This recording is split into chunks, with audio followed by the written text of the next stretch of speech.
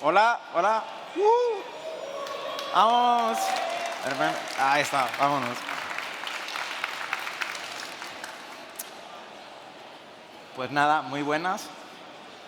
Eh, Absorbed un poco esto. Pensaba que eso sería un rato puesto, ¿no? Mientras me subo lo que sea, pero bueno. Esta es mi charla y esta soy yo. Me llamo Paula Ruiz, publico música bajo el seudónimo de Fingerspeed y soy una tercera parte de Construct Team. Yo hago música, efectos de sonido, etcétera. Y para quien no conozca de Construct Team, pues estos son los juegos comerciales que hemos publicado y en el fondo están todos los juegos de jams, juegos pequeñitos, gratuitos que hemos hecho. Quiero hacer una prueba rápida que es, ¿podéis levantar la mano quienes conozcáis de Construct Team? Vale, guay. Genial, me ahorro mucho trabajo. Vale, pues pequeño disclaimer sobre mi charla. Es que generalmente me da mucha ansiedad el tema de hablar en público o hablar cualquier cosa que se quede grabada para la eternidad, ¿no? En general, en plan entrevistas, podcasts, cosas así, porque es el rollo de... Pues entras como en una visión de túnel, ¿no?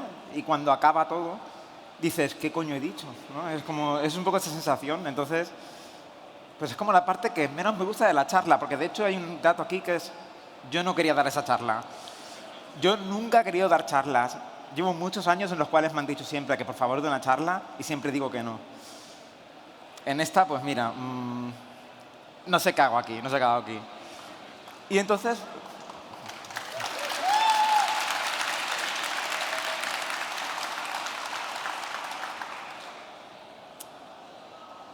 claro, cuando me pregunté, ¿pero de qué hablo, no? Porque yo no quería hacer una charla de música en videojuegos, ya está. Y creo que si hay un tema que está más presente que la música de videojuegos, es la creatividad. Es algo a lo que doy muchísimas, muchísimas vueltas.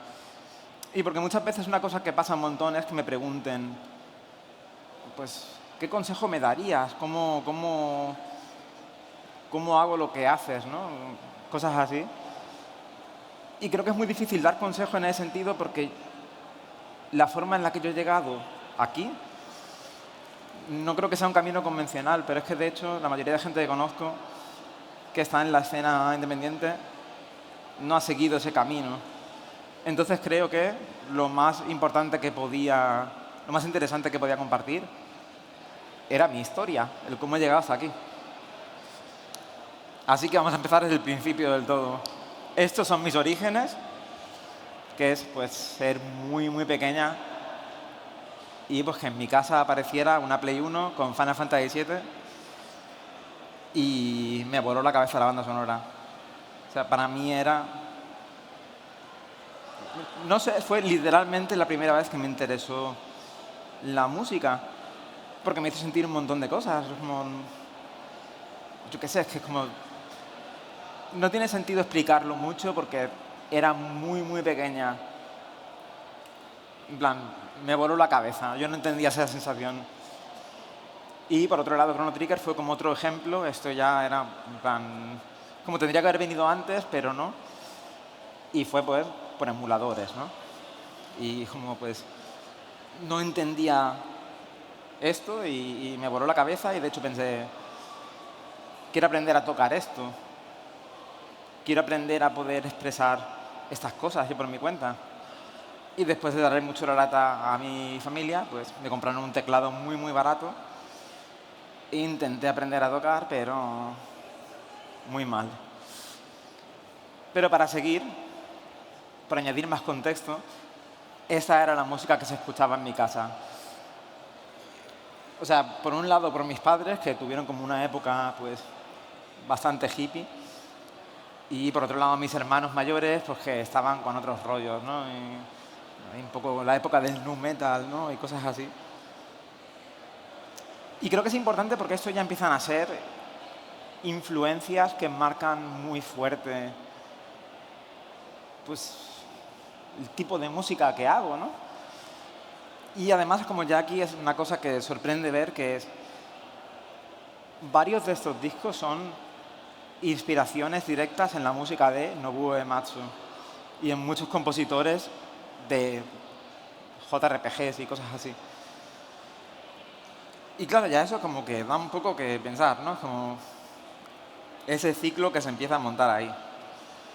Y pasando un poco más de tiempo, ¿no? Pues empiezan a cambiar los contextos y de pronto, pues, como yo además soy de Sevilla, y en Sevilla para entonces es como hubo un boom grande de hip hop y pues fue la época, ¿no? Entonces era como, ¿no? La moda de no sé qué, el trend, que se llama ahora. Y pues tenía un montón de amigos que rapeaban y echaba el rato en el skatepark. Y yo no quería hacer nada de eso. Y el teclado con el cual estaba intentando aprender a tocar, pues ya no me interesaba tanto. Y además, yo no tuve acceso a educación musical, así que es que no podía hacer nada con el teclado. Es que era absurdo. Pero intenté empezar a aprender a hacer instrumentales para que mis amigos rapearan sobre esas instrumentales. Y de hecho, pues fue algo que fue bastante guay, la verdad. Un segundito. Y no sé, es como empecé a aprender a hacer lo que se le llama la producción musical, ¿no? En el sentido de, pues, en un ordenador. Y ya no solo eso, sino además también es como mucha de la forma en la que se hacían las instrumentales de hip hop en la época, era sampleando música, ¿no? Como recortando pedazos de otras canciones y poniéndole percusión encima y todo el rollo. Entonces empiezas también a interesarte por otros géneros musicales, jazz, funk, soul de los 70s, etcétera. Pero con el tiempo empezó a cambiar todo y me empezó a interesar la guitarra, porque de pronto, en el fondo está lo que yo entendía por leer música, era algo imposible. Como no tenía formación musical, yo no lo entendía, pero una tablatura de guitarra era una aparición divina en la cual era extremadamente fácil ver qué es lo que tenía que tocar. Entonces, de pronto fue accesible para mí el aprender a tocar un instrumento. Y aún así, como cuando aprendí a tocar canciones, siempre llegaba ese momento del solo de guitarra, que de pronto eran muchas notas y daba mucha pereza aprender a tocar todo. Entonces yo decía, bueno, esos números son los que suenan bien, ¿no? Pues entonces los toco a mi orden como me dé la gana. Y parece una tontería esto, pero esa pereza fue lo que me enseñó a improvisar. Y esa improvisación es lo que acaba siendo aprender a componer. Entonces, como algo importante que compartir. Entonces, aquí hay una cosa que ya me parece interesante de señalar en este proceso, que es, ya ha habido varios intentos fallidos, entre muchas comillas, de intentar hacer música. Ya por entonces, pues, había intentado aprender a tocar el teclado y fue muy mal. Había intentado aprender a hacer instrumentales y producción musical y no es que fuera mal, pero tampoco fue bien, no se convirtió en algo que hiciera. Y aprendí a tocar la guitarra, pero pues tampoco era una maravilla eso.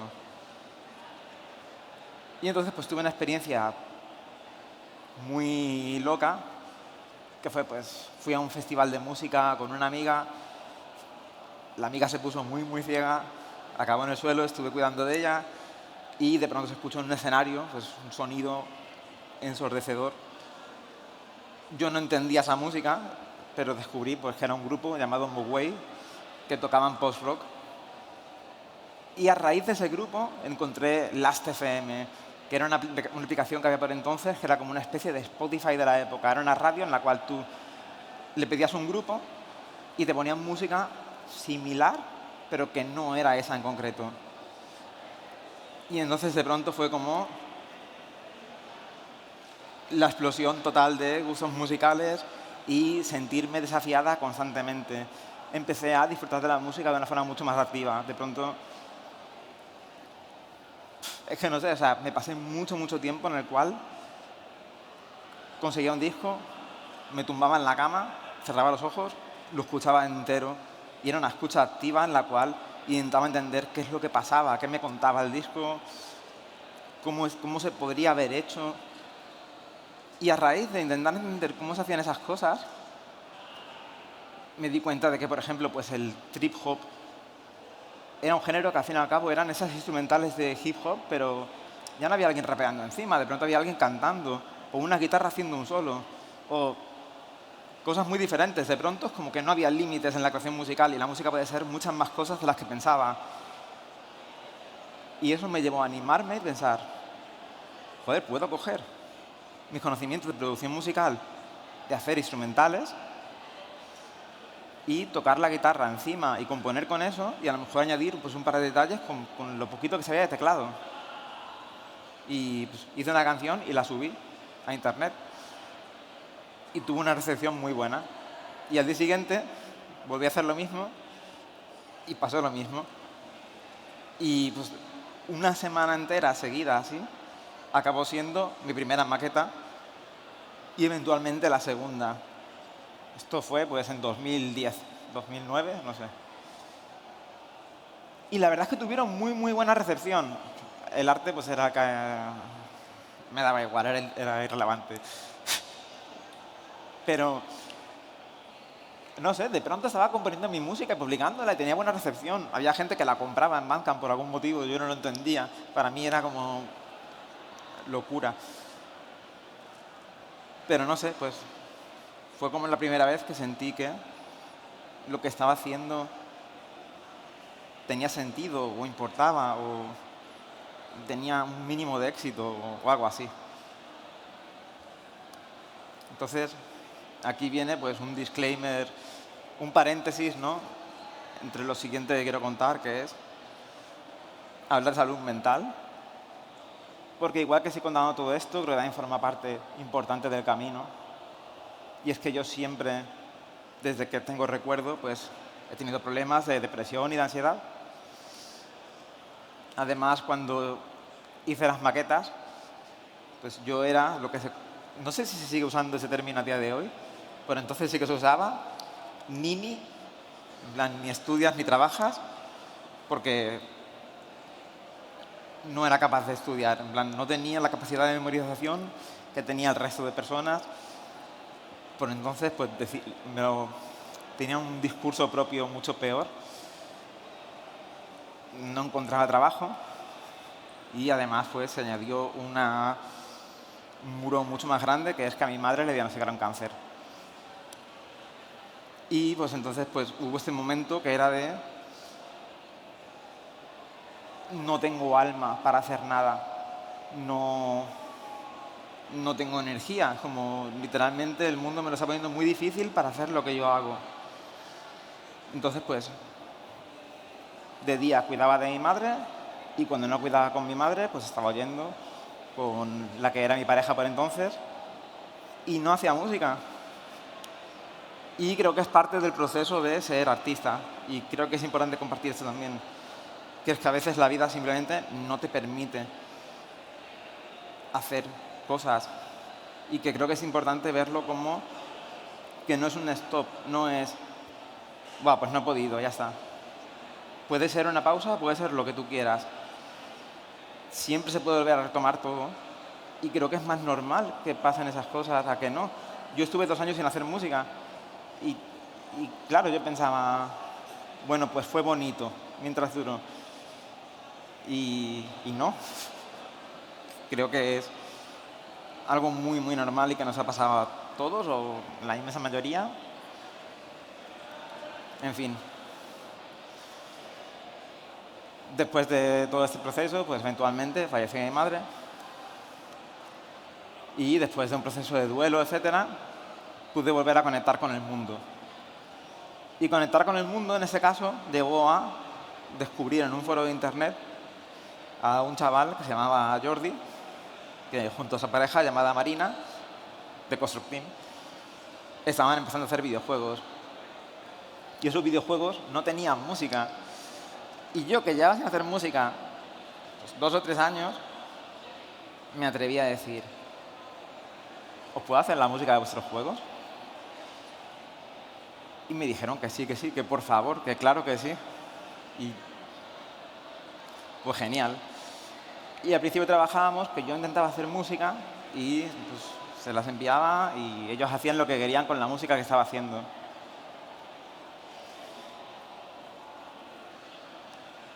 estuvo bien esto porque de pronto fue como...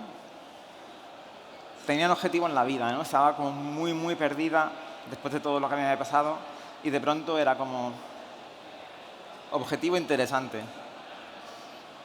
Pues es como me hacía un favor a mí, pero a la vez estaba ayudando a otras personas a hacer lo que ellos querían. Y llegó un día que de pronto me dijeron, oye, vamos a hacer una Game Jam. ¿Participas con nosotros? Yo no sabía ni qué era una Game Jam. Y a mí me daba mucho miedo porque, claro, de pronto la idea de tener que hacer una canción sí o sí en 3 días y que saliese bien, y pensar, si no sale bien, es un desastre eso. Y esa jam salió, Gods Will Be Watching, la versión de jam, evidentemente, que fue pues un éxito. Y fue un éxito lo suficientemente grande como para decir, vamos a convertirlo en un juego comercial. Y de hecho hicimos un crowdfunding y el crowdfunding de la época, que era pedir muy, muy poco dinero, porque era otra época. Y entonces, con el poquito dinero que me llegó del crowdfunding y la pensión de orfandad que cobraba por parte de mi madre, que era ridícula, eran 270 euros al mes o algo así, pues decidí independizarme, pero hice una cosa ridícula que fue... Quedan 6 meses para el lanzamiento del juego. Tengo para pagar 6 meses de alquiler. Me voy a independizar 6 meses para poder trabajar full time en ese proyecto y si sale mal, pues me vuelvo a vivir con mi padre y viviré una vida miserable. Así es como lo interpretaba. Es un salto de ser ridículo que no recomiendo a nadie. Por favor, no hagáis eso. Vale. Toda esa parte es como... Gran parte de por qué cuento lo que cuento es porque creo que es muy importante entender el contexto de pues, nuestras historias. Es como de dónde venimos. Como, pues yo qué sé, siempre se me preguntan cosas de qué consejo me darías con respecto a cómo hago música para videojuegos, cómo me meto en la industria. Es como...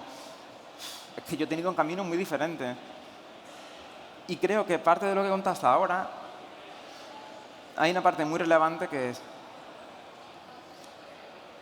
Desde fuera, lo que parece es que The Construct Team empezó a hacer juegos de jam gratuitos y hizo una Game Jam que salió bien e hicieron un juego comercial. Y como esa historia son, pues, año y medio. Como The Construct Team en un año y medio triunfó. Pero la realidad es que detrás de eso hay muchísimos años de aprender a tocar diferentes instrumentos, aprender a hacer música, vivir una vida, aprender a lo que te gusta. O en el caso del resto del equipo, escribir relatos, hacer cortometrajes, explorar diferentes formas de expresión artística, visual, estudiar bellas artes. Como el camino es mucho más largo y todo eso importa también. Y entonces, pues, aparte del crowdfunding, llegó Devolver Digital. Y aquí en esta diapositiva hay muchas cosas muy relevantes. Es que cuando llegó Devolver Digital y de pronto había esa presión real de esto es un juego, hay que hacerlo, era esta idea de si eso sale bien, a lo mejor vivo de hacer música para videojuegos. Y es como el sueño que tenía sin ser consciente de ello. Pero esto era algo extremadamente estresante, que se resumía en trabajar muchísimo acumulando ceniceros con montañas de colillas, salir a la calle y llenar la mesa de botellines y comer techo. En ese caso, pues tenía un ventilador. Y con el dinero del crowdfunding y demás, me pude comprar un portátil decente, porque hasta entonces la música que había estado haciendo, la estaba haciendo con un netbook de los que daba la Junta de Andalucía por entonces, que iba con Guadalinex. O sea, que de hecho ni siquiera era mío, era de la hermana de mi expareja de por entonces. O sea, en fin.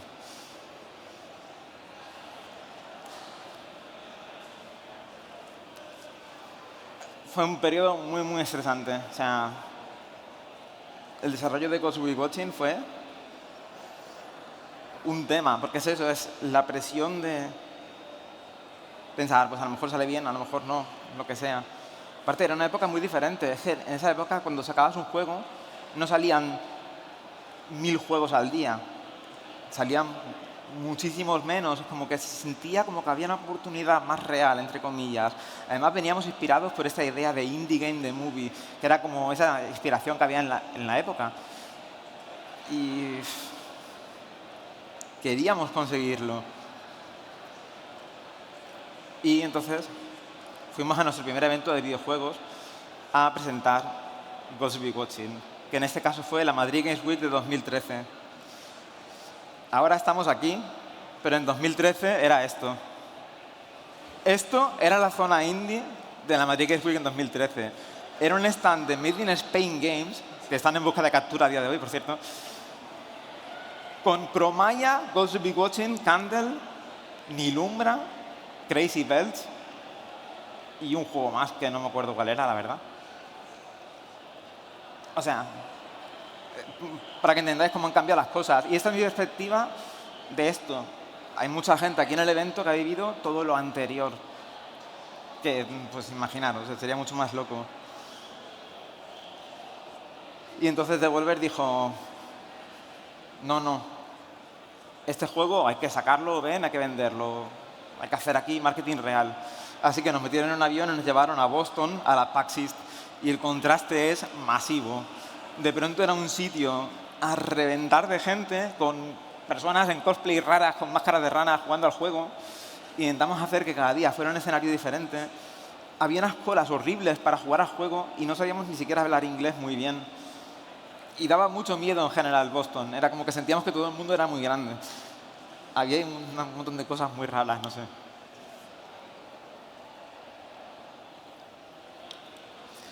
Pero tal, conseguimos hacer Ghost Will Watching. Y salió bastante regular. Salió bastante regular, la verdad. Pero vendió bastante, la verdad. Y entonces, pues ya aquí empieza esta línea general, que es la de...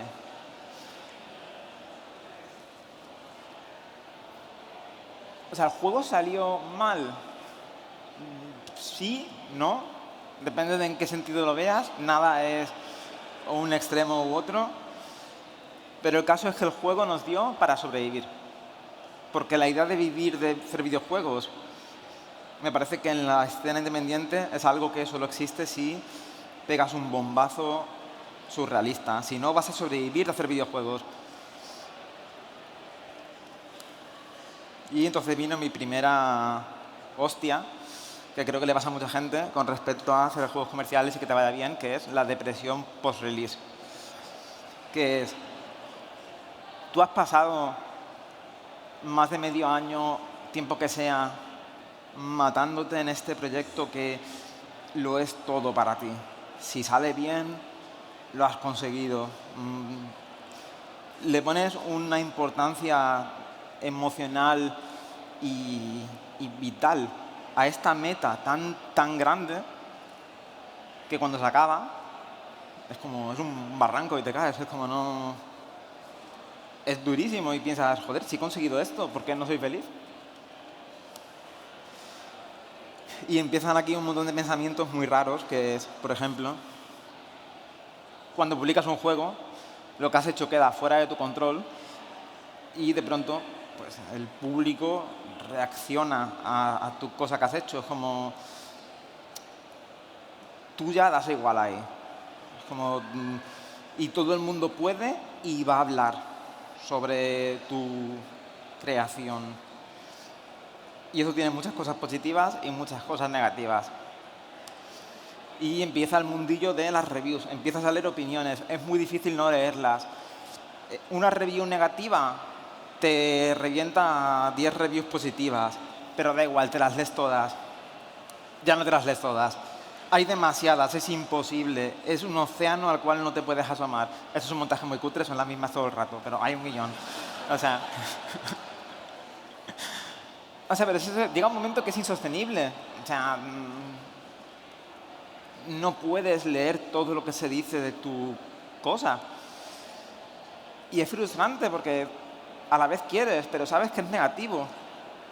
Como una de las mejores lecciones que siento que nos han dado fue Rasmus Wedding en la PAX East, que dijo, en plan, nunca, nunca, nunca leáis los comentarios. Y estoy 100% de acuerdo. Entonces, retomando mi camino de mi vida, la teoría que estoy soltando es increíble, vamos. Me mudé a Inglaterra porque mi pareja de por entonces pues, era enfermera y encontró trabajo ahí y yo como pues, trabajaba en casa, me daba igual. Así que cogimos toda la vida y nos mudamos a un pueblo enano en mitad de la nada. Pero pues fue un cambio pues raro, ¿no? Pero pues, a la vez también trajo como cierta estabilidad. Empezamos a trabajar en un proyecto comercial que se llamaba Atticus 7, que era pues un juego bastante ambicioso. Nosotros lo veíamos como que era lo normal, ¿no? Era como lo que se vendía como lo que tienes que hacer, ¿no? Es como, si te va bien, pues tienes que crecer. Entonces, claro, pues dijimos, pues un juego más grande con más gente y oficinas. Y esto lo hizo el equipo en Valencia y yo de mientras vivía en Inglaterra pues haciendo mi música por mi cuenta. Pero pues era más o menos feliz y haciendo mi música me lo pasaba guay, estaba aislada del mundo, pero pues bien. Pero pues llegó ese momento que se va un poco todo a la mierda. Y fue porque vino todo bastante de la mano. Por un lado tuvimos que cancelar el juego porque no había un dios que salvase eso. Era, en plan, era imposible hacer ese juego. En plan, le podías haber metido dinero o gente, que es que ese juego no tiene sentido. Pasó por muchísimos rediseños. Creo que la vez que lo cancelamos era ya como Atticus 7 versión 8 o algo así. Luego, por otro lado, otra parte de la hostia que pasó más o menos a la vez fue que al vivir en la casa esta, en un pueblo en la nada, ¿no? Como y ser más o menos feliz, entre comillas, pues como me fue imposible, ¿no? Pues pensé, vale, tengo que hacer algo con la vida, tengo que salir del armario, porque no puedo más con esto, es insostenible. Por algún motivo, pues ese fue el contexto en el cual pasó eso. Y pues esto fue algo que lo hice con todo el mundo, salir del armario y mi pareja de por entonces pues me dijo, chao. Pequeño paréntesis un poco raro. Ese es mi brazo. Esto, o sea, parece una broma, pero no lo es. Y quiero añadirlo, porque ya que estoy contando mi vida, pues quiero contar cosas que creo que son importantes. Porque al fin y al cabo, pues si la charla va un poco de hablar de creatividad, esto forma parte. Yo era extremadamente adicta. Como fue más o menos con la época de pues, lo de mi madre, yo empecé a fumar porros y en plan, lo peor posible. Fumaba muchísimo. Me despertaba y me fumaba uno, me fumaba todo el día, me acostaba, me fumaba otro y me dejaba liado el de por la mañana. Ese es el plan. Y eso fue durante muchos años. Y precisamente me parecía importante contar esto porque mi mayor miedo que tenía siempre con respecto a la idea de dejarlo era ¿y si mi creatividad depende de esto? ¿Y si lo dejo y ya no sé hacer música? Porque como yo tampoco tenía conocimiento de teoría musical, para mí se sentía un poco como magia lo que yo hacía. Porque además la gente me preguntaba, pero si no sabes de música, ¿cómo haces música? Y yo pensaba, pues no lo sé, la verdad. Es algo que pasa. Y claro, pensaba, joder, a lo mejor son los porros, no sé. Pero estaba tan enganchada que ni siquiera pensaba, pues voy a probar a no fumar y a ver qué pasa. No pasaba eso. Retomaremos esto más tarde. A raíz de salir del armario con mi pareja y que me dijera chao, tuve que volver a coger toda mi vida y meterla en una furgona de un señor desconocido. Yo la verdad es que estaba un poco medio convencida de que no iba a volver a ver esa furgoneta con todas mis cosas, pero sí que las vi. Me mudé a Valencia y apareció la furgona. Y se complicaron las cosas un montón, porque es como, sí, Ghost Recon salió bien económicamente. Y bueno, pues a pesar de todo, pues me mudo a Valencia, etcétera. Pero claro, cuando empezábamos a ver cuentas, las cuentas no incluían se va a ir mi vida a la mierda y me tengo que mudar de Inglaterra a Valencia y empezar de cero y otro alquiler diferente por mi cuenta, lo que sea. Y esto me llevó a tener que pedir dinero suficiente como para sobrevivir hasta el siguiente lanzamiento, que en este caso fueron 10.000 euros. Yo estaba en menos 10.000 euros en ese momento. De nuevo, un salto de fe de estos absurdos que por favor no los hagáis, no lo hagáis, por favor no lo hagáis. No lo hagáis. Y otra vez verme en la situación de nuevo, mi vida, ya no solo el futuro, sino el presente, es como depende completamente de que el siguiente juego salga bien. En este caso el siguiente juego era de Red Smithcraft, que nació a raíz de al desarmar a TQ7 y ver que se estaban complicando mucho las cosas, que aumentar el equipo dio muchos problemas. Es como dijimos, ¿qué es lo mínimo que funciona? Y pensamos en los juegos de Jam que hacíamos, pues Jordi, Marina y yo. Y entonces pues salió esta idea de, ¿y si juntamos estos juegos de Jam que sabemos que funcionan cada uno por su cuenta y hacemos un juego comercial que una esto? De hecho fue como una broma, ¿no? Y de ahí salió Reset Club.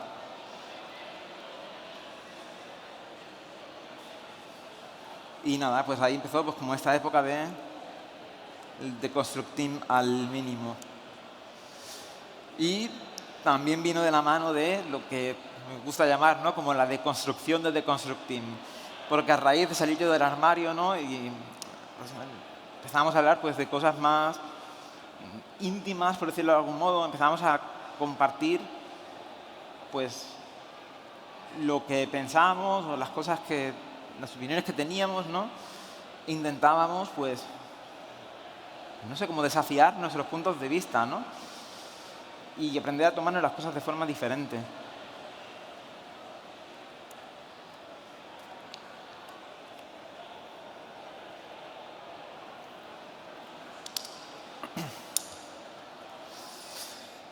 Aquí hay una cosa también que es importante de contar, que es, igual que puse el ejemplo de la Madrid Games Week 2013 y este evento, cuando yo salí del armario, esto fue en 2017, y el panorama era muy, muy, muy diferente.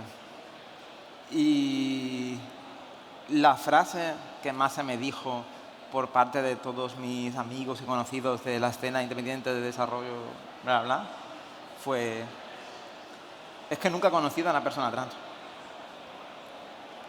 Y en general es que, no sé, yo tampoco conocía, la verdad, en la escena de desarrollo, ¿no?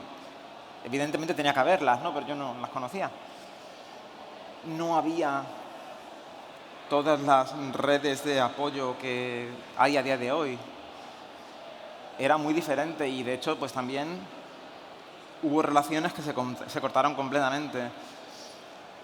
Hubo varios equipos que directamente pasamos de ser súper buenos amigos a cortar comunicación por completo. Pero bueno, pues era otra época. Digo era otra época, pero hace 7 años. Esto es 2018. Tampoco, como los tiempos avanzan rápido, pero más o menos. Pero bueno, todo esto pues influyó en muchas cosas que eventualmente se fueron.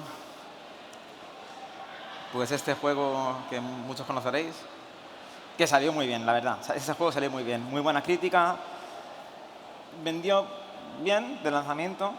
pero eventualmente vendió muy bien. Es un juego que funciona de forma muy diferente. Generalmente tienes un lanzamiento fuerte y luego poco a poco vas recuperando. Este juego fue lo contrario, fue como creciendo poco a poco. Y sí, pude pagar la deuda de los 10.000 euros y pude otra vez sobrevivir a hacer videojuegos. Pero claro, viniendo de esa idea de indemnizarme con el dinero justo para pagar el alquiler durante medio año y conseguir Gotchen. Y luego lo mismo, pero con Resist Club. Es como, pues es espíritu de supervivencia, ¿no? Eres consciente de que si el siguiente juego no sale bien, otra vez te vas a la mierda. Y a pesar de haber pagado la deuda y volver a vivir de los juegos y lo que sea, seguía amargada. Y no entendía por qué no podía ser feliz. Y además era frustrante porque es como... Empecé a tener bastante más reconocimiento yo, personalmente, con Resist Club. La banda sonora salió muy bien, tuvo muy buena recepción. O sea, para mí una de las cosas que más me voló la cabeza, porque precisamente es como en aquella época en la que escuchaba música de videojuegos, de Nobuo Matsu, tal, mucho antes de que me gustara la música no de videojuegos. Es como ya escuchaba mucho esta comunidad de músicos que hacen covers de música de videojuegos y remixes y cosas así. Y esto fue una locura, fue un día despertarme y mirar en el móvil la notificación de que un montón de músicos se habían juntado y habían hecho una cover de un grupo de jazz del tema de Resist Club. Y eran pues con batería, flauta, bajo, violín, unas trompetas y es como... Y a mí me voló la cabeza porque pensé, pero si es que yo no tengo ni idea de hacer música, pero ¿cómo pasa esto? ¿Cómo he llegado a este punto? ¿No? Es como... Y yo qué sé, es como... Es una extremadamente frustrante sensación constante de... Si no paro, o sea, si estoy consiguiendo con muchísimo esfuerzo las cosas que quería, ¿por qué no las disfruto? ¿Por qué no soy feliz con esto? ¿Por qué no es suficiente? Como cualquier tipo de éxito eventualmente viene acompañado de sentirme miserable. Pero sí que es verdad que pues, con el tiempo pues, empiezan a mejorar un poquito las cosas. Como no se arregla todo, ¿no? Pero pues sí que... Es como esas sensaciones se suavizan un poquito. Y además, para entonces ya la comunidad indie había cambiado muchísimo. Había muchísima más diversidad. Era mucho más grande. Había ya Indie Dev Day y cosas así, ¿no? Y es como, incluso aunque no fuera Indie Dev Day, yo qué sé, el Game Lab de por entonces, aun siendo el Game Lab, alrededor del evento nos juntamos un montón de gente y había una comunidad muy, muy guapa, que ya la había habido de siempre, pero siento que era diferente. A lo mejor la que era diferente era yo. Pero no sé, para mí eran unas vibras diferentes, como que todo el mundo se sentía mucho más actualizado, no sé.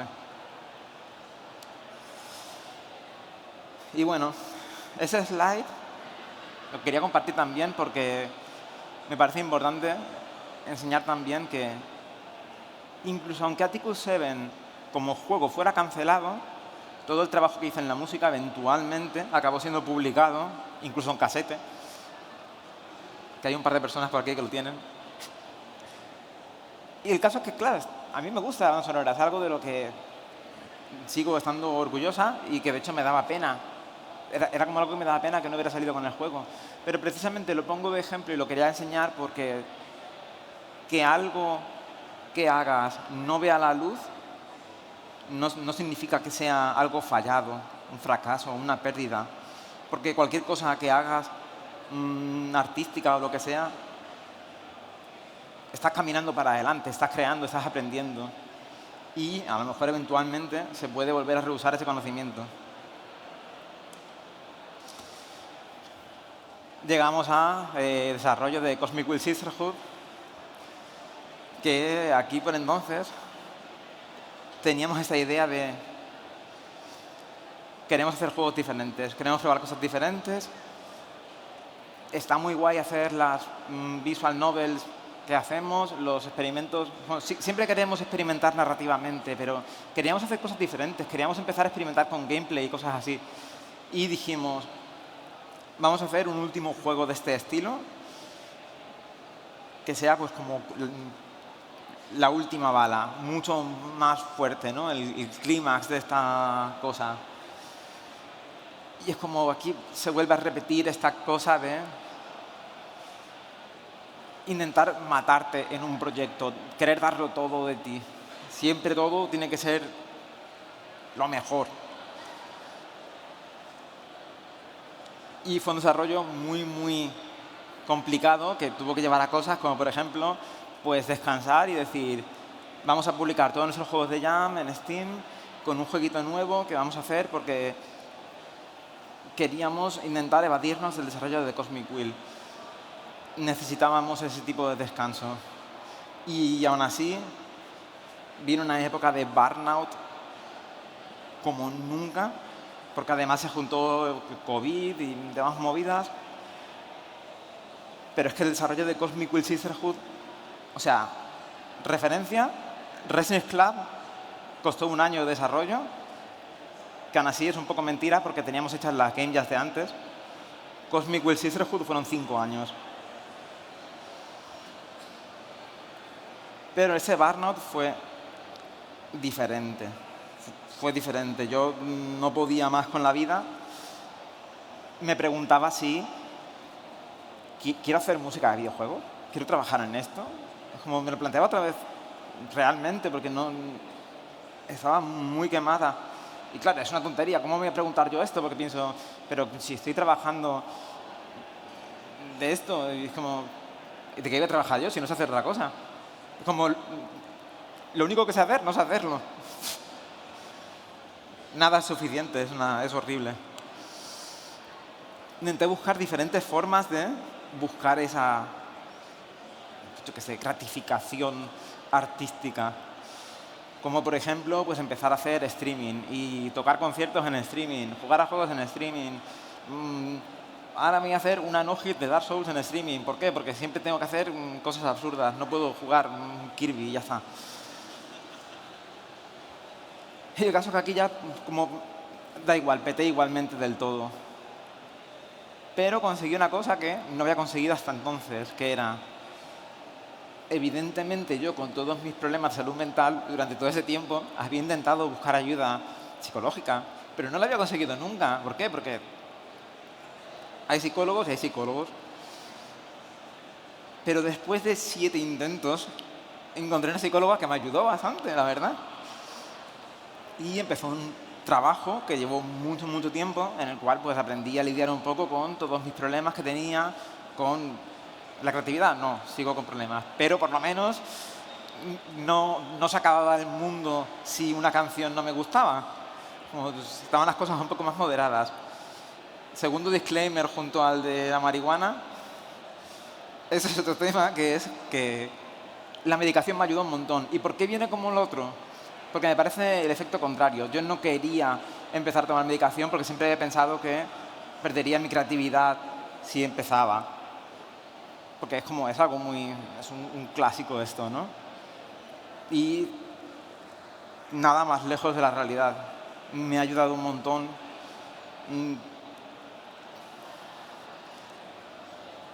Me ha ayudado muchísimo. O sea, y bueno, estas fotos tan locas es porque al principio me costaba mucho aceptar la idea de tengo que tomar todas estas cosas y ser consciente eventualmente de que me ayudaba, pero aún así me afectaba mucho tener que hacer esto y entonces pues era mi forma de intentar crear algo no negativo de tener que ser consciente de que tenía que pues, hacer todo esto y a la vez compartirlo, lo compartía entonces en redes porque también quería intentar ayudar un poco con el tema del estigma de pues, la medicación, etcétera. Pero bueno, después de muchas movidas, lanzamos Cosmic Wheel Sisterhood y fue muy difícil, los deadlines fueron horribles, burnout, los 5 años de desarrollo, aunque todo fuera mucho mejor en general, La recta final de The Cosmic Will Sisterhood, la banda sonora fue horrible porque la banda sonora de Cosmic Will Sisterhood fueron 3 horas y media y mezclar y masterizar 3 horas y media de música es lo peor que he hecho en mi vida y no lo pienso volver a hacer jamás. Y aun con todo ese éxito, la verdad es que seguía siendo una amargada de mierda, aunque un poquito menos.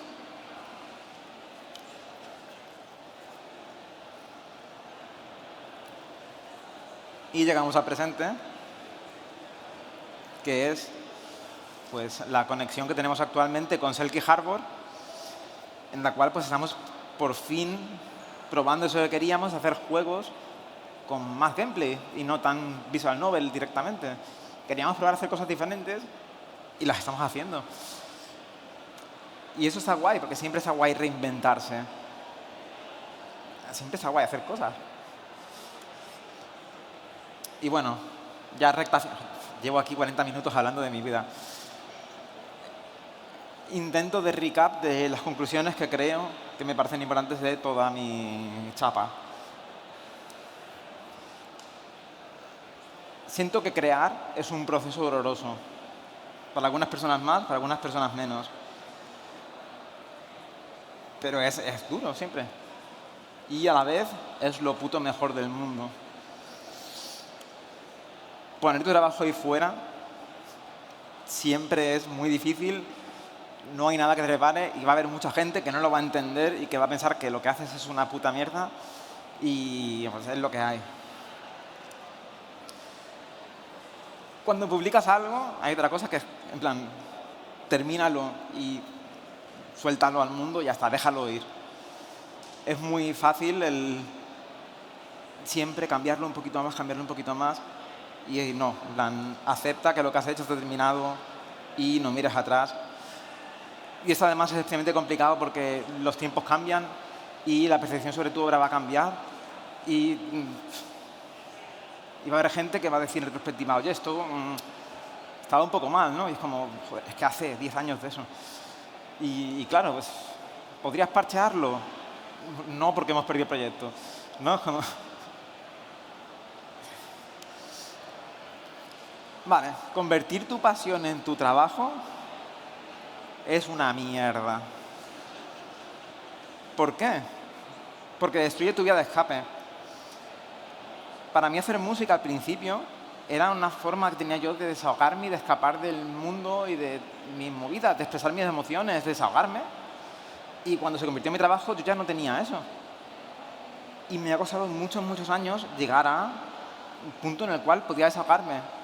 Y, por ejemplo, una de las formas en las que he encontrado ese alivio es haciendo fotografía. Y estas son fotos mías bastante random que he ido haciendo durante un tiempo. Ahora tiene sentido. Igualmente, siempre hay otra cosa que es... Puedes obligarte a intentar crear lo que tú haces, pero pensando, no puede ser productivo. Lo que sea que haga, no puede ser productivo. Tiene que ir completamente en contra de lo que hago. No se le puede sacar ningún tipo de beneficio, no se comparte con nadie, no suma a nada. Y entonces, pues, es algo que es para ti y ya está. La primera persona a la que le tiene que gustar lo que haces es a ti. Si no, no tiene sentido nada.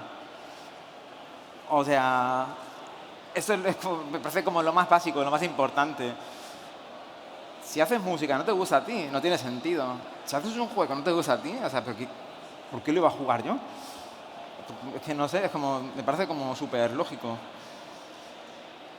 Y aún así, esta es como la peor take de todas, pero la voy a compartir igualmente. Y es que la validación externa es algo y existe y no debemos depender de ella, pero está ahí y ayuda. Como compartir con otras personas lo que haces y recibir un feedback positivo siempre está guay, siempre te ayuda a tirar adelante. Estas fotos son de mi vecina, que me enseñó una vez sus casas de muñecas. Es una señora muy mayor y me hizo gracia, en plan, la validación externa, en fin. Y aún así siempre es esa pregunta, ¿no?, de fondo de todo esto, que es ¿por qué hago esto? ¿Para qué lo hago? Y es esta crisis existencial artística de la creatividad. Es como, yo qué sé, claro, cuando no lo piensas es muy obvio. Cuando lo piensas, no tanto.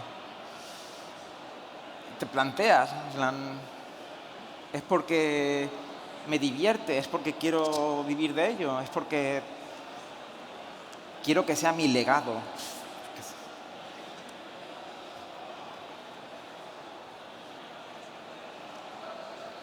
Es una movida esto, es como... Es muy fácil sentir esto, que lo que haces no importa, no tiene sentido. Y se hace esta bola existencial de ¿para qué hago esto? Y creo que es muy importante huir de esa dicotomía. No tiene que ser o uno u otro. O es muy importante o da igual. Es como, puede estar en un punto intermedio. Yo, para mí personalmente, creo que lo que importa, lo que para mí me hace tirar, es conectar con otras personas, sentir que contribuyes al mundo, porque hacer arte siempre es importante. De verdad creo que hacer arte siempre es importante. Porque de verdad creo que hacer arte siempre, siempre va a ser importante.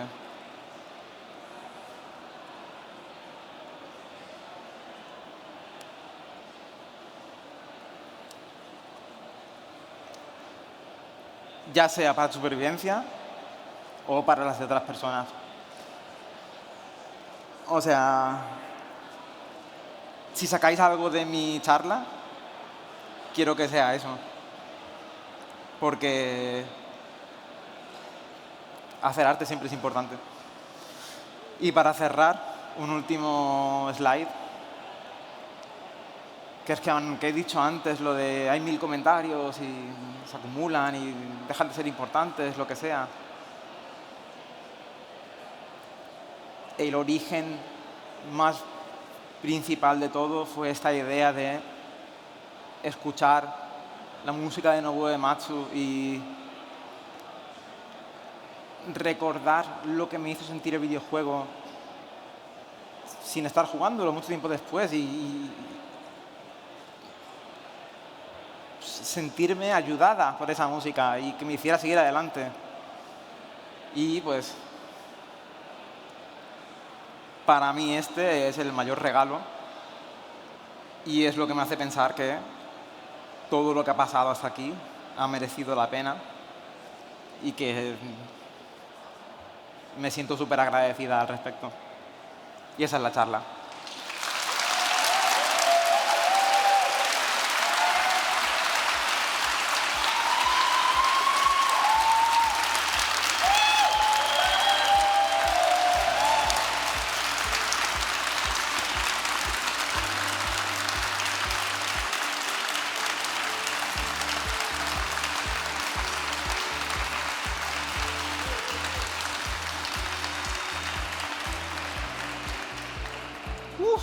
Evidentemente no hay tiempo. Se ha pasado el tiempo, hostia. Si alguien quiere hacer una pregunta muy, muy rápida, esa persona ha levantado la mano muy rápido. Era una vida entera, o sea, lo siento mucho. Segundos. Hola, bueno, primero, muchas gracias, hermosa charla.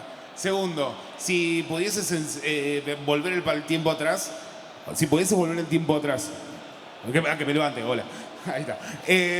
Si pudieses volver el tiempo atrás, 13 años atrás, y enseñarle algo a Paula, ¿qué le enseñarías, qué mensaje le darías? Aprende a hacer música de verdad, en plan, estudia música, en plan, ojalá, es como, ojalá alguien le hubiera dicho a mis padres, oye, meterla a hacer música, ¿no? Es como, hubiera sido increíble, porque a día de hoy sí que sin saber hacer música, pero... Así que sí, pues eso sería. Muchas gracias.